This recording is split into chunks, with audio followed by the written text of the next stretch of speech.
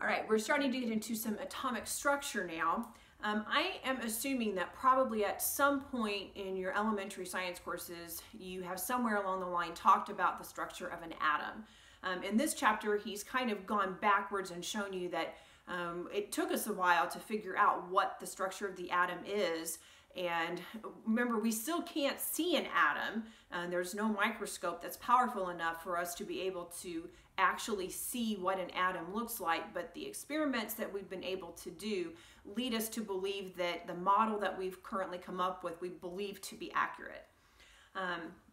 So basically you've got positively charged protons and neutrons that have no charge, that are neutral, and they are in the nucleus of the atom, which is in the very center of the atom, much like in biology how you have the nucleus of a cell that's the control center of that cell and it's in the center.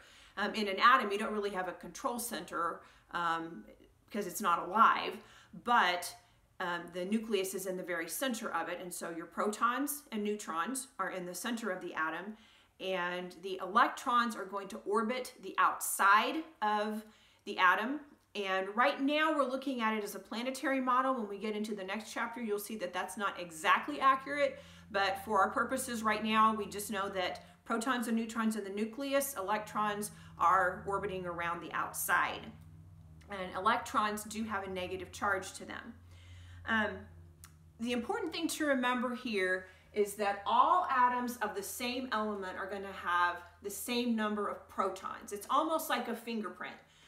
If you tell me that a particular atom has 6 protons in it, I can tell you, well, that is an atom of carbon. If you tell me that a particular atom has 8 protons in it, I can tell you that's an atom of oxygen. And you'll learn how to do that in the coming chapters as well. But basically, again, that's like a fingerprint. The number of protons is going to tell you exactly what element that is.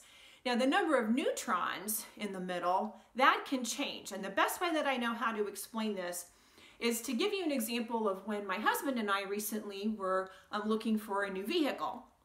And when we went to the dealership, I really like Jeep Wranglers. Now, there's no way we were going to buy a Jeep Wrangler because they're far too expensive, and so we weren't going to actually buy that vehicle. But I said to my husband, I said, can we just walk over and look at the Wranglers, just because I think they're so cool. I really like looking at them. And so he agreed, so we went over and we're looking at this entire row of Jeep Wranglers on the parking lot. And if you've been to a dealership like that, you know that if you have the same make and model and year of a particular car, they all look on the outside pretty much the same. Now, they are going to have some differences. Some of them were this bright neon green, some of them were an electric blue, some of them were really bright fluorescent yellow.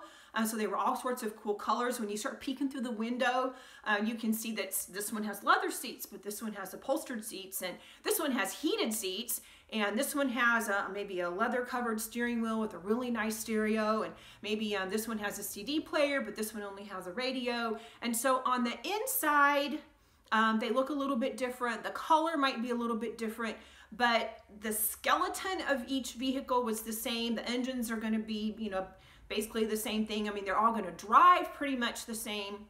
And so when you think about all those different types of Jeep Wranglers and how there's minor differences in the cosmetics, minor differences in how they appear, but it's basically the same vehicle, then you're going to understand better what is meant by an isotope. An isotope of the same atom, or an isotopes of the same element, are atoms that will have the same number of protons and electrons, but they will have different numbers of neutrons. So, in other words, same engine, same basic overall structure, different paint on the outside, different coverings on the seats on the inside. Okay, so if you're given a list of different types of atoms and you're asked to figure out which ones are the isotopes, here's how you're going to go about doing that.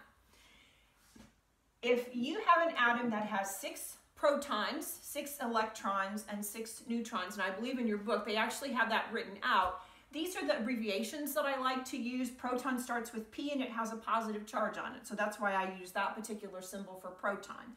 An electron starts with E. Electrons have a negative charge, so this is the symbol I use for an electron. A neutron starts with an N. It doesn't have a charge, so I've got a little 0 up there. So this first atom that we're looking at has 6 protons, 6 electrons, and 6 neutrons. Remember, the protons and the neutrons are in the nucleus, and the electrons are on the outside. The second atom that we're looking at has 6 protons, 6 electrons, but 7 neutrons. The third one has 7 protons, 7 electrons, and 6 neutrons. Excuse me.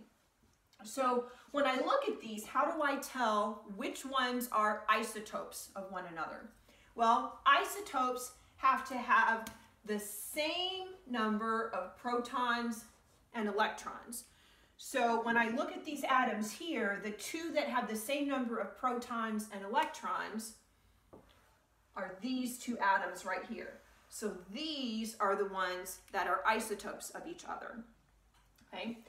This one has 7 protons, so it's a completely different atom than these guys are. Remember, the protons are like the fingerprint of the atom. They give you the identity of the atom and tell you what kind of element it is.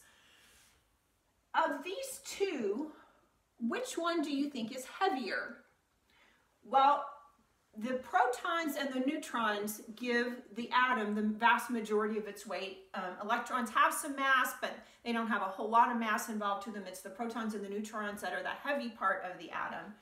And so of these two, since this one has more neutrons in it, this one is the heavier of the two isotopes.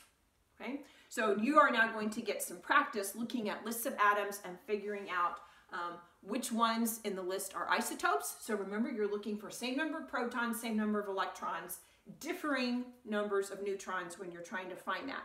Ones with the more neutrons are going to be the heavier isotopes.